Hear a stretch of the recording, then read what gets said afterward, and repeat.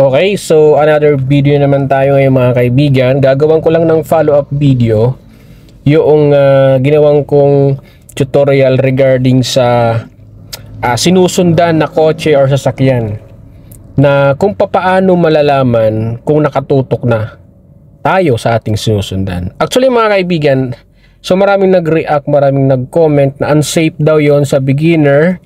Dahil pagka biglang pumreno yung kotse na nasa harapan, yun, sa pool. Yan. Totoo naman yung mga kaibigan, ano? So my point is, ang tutorial po na yon ay kung paano natin matatansya yung sinusundan. Kung ito ba ay bangga na or malapit na ba, kung may distansya na ba. Yun po ang point ko doon. So hindi po yun advisable habang tumatakbo dahil wala pong magaling na driver na ang distansya, hindi nakita yung taillight tapos moving ang sasakyan. Dahil biglang preno, talagang matatamaan. Kahit sinong driver, matatamaan yung sinusundan. So mayroon po ako ituturo sa inyo mga kaibigan, ano? Actually, mayroon pong method, dalawang method dyan. Mayroon kasing tinatawag na safe stopping distance at safe following distance. So magkaiba yon. So sa safe stopping distance, dito ina-apply kapag mga traffic, ayan, stop and go sa traffic, yan. So applicable dito yung method na safe stopping distance. So ano ba yung distance na yan? Gaano ba kalayo ang ideal na distance kapag heavy traffic or stop and go ang sitwasyon? Kung nakikita nyo mga kaibigan yung sasakyan na nasa unahan natin, ano? Ang sitwasyon natin ngayon, kasi nakahinto po tayo.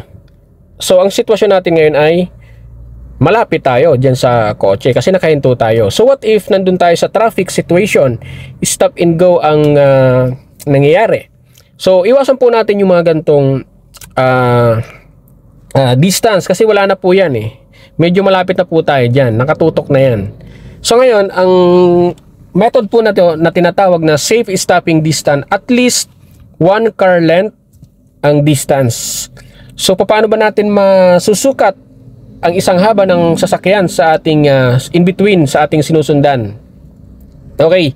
So at least mga kaibigan, pwede na makita mo yung gulong ng sinusundan ng sasakyan.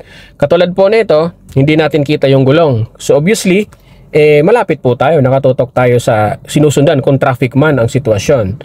So ipapakita ko sa inyo ang situation na kita ang mga gulong. Yan. Okay. So i-reverse ko lang ng konti. Yan. Okay. So kung mapapansin nyo mga kaibigan,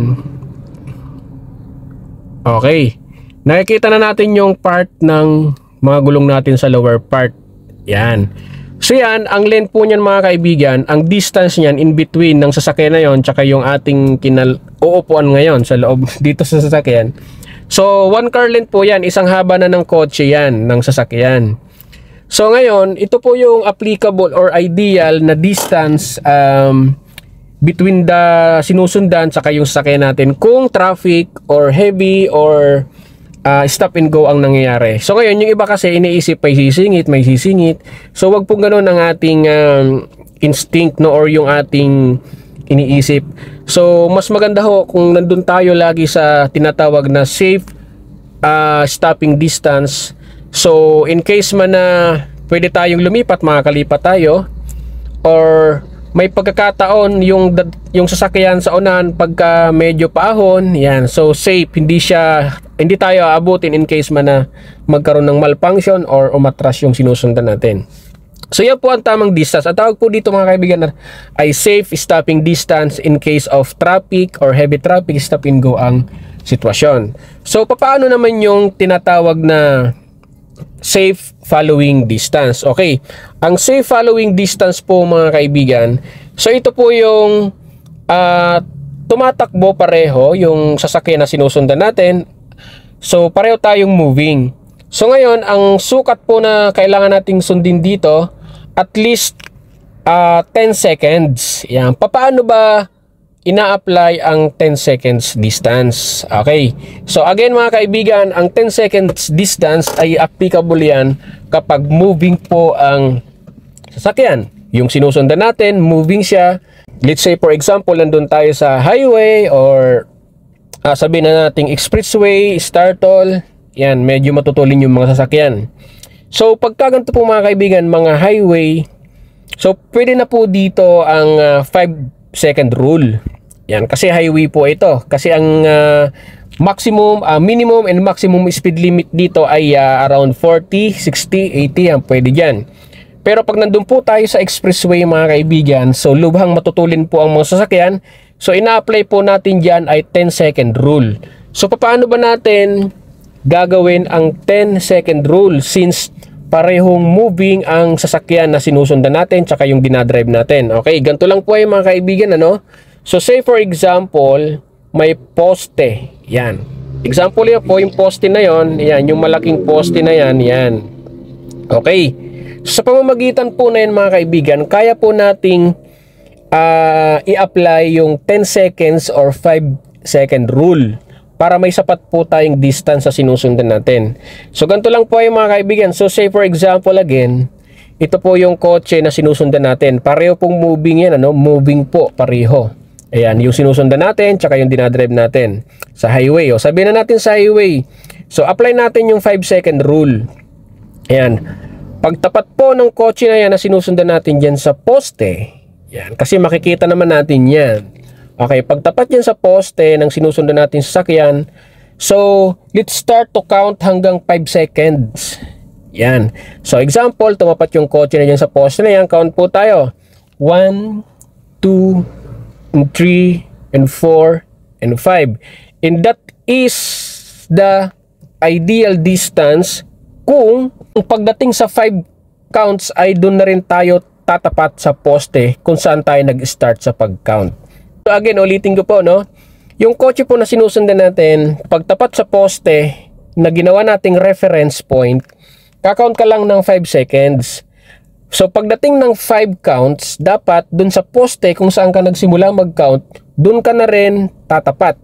Alright, so let's say for example again, so pagtapat ng kotse na yan sa poste na yan, so count ka na 1, 2, 3, 4, and 5. So sa 5 counts mo, dapat nandun ka na rin nakatapat sa poste.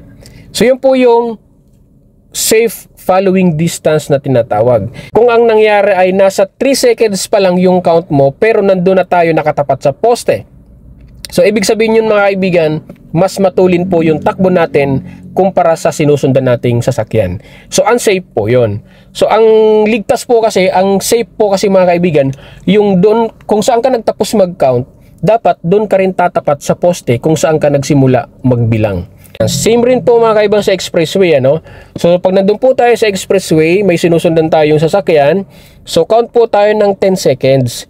So hahanap lang tayo ng isang reference point na kung saan tatapat yung sinusundan natin, mag-count tayo hanggang 10 seconds. So dun sa 10 seconds na count natin, dapat dun po tayo tatapat. Para alam po natin na yung speed ng sinusundan natin at saka speed natin ay same lang. Pareho lang po, wala pong nagbabago. So yun po ang tinatawag na safe following distance at yung kanina ay safe stopping distance. So sana po nakatulong sa inyo ang video na to, especially dun sa mga new drivers, mga beginners at sa mga aspiring drivers, sa mga nagsisimula pa lamang mag-aral, mag-drive. So yun lamang. Bye-bye!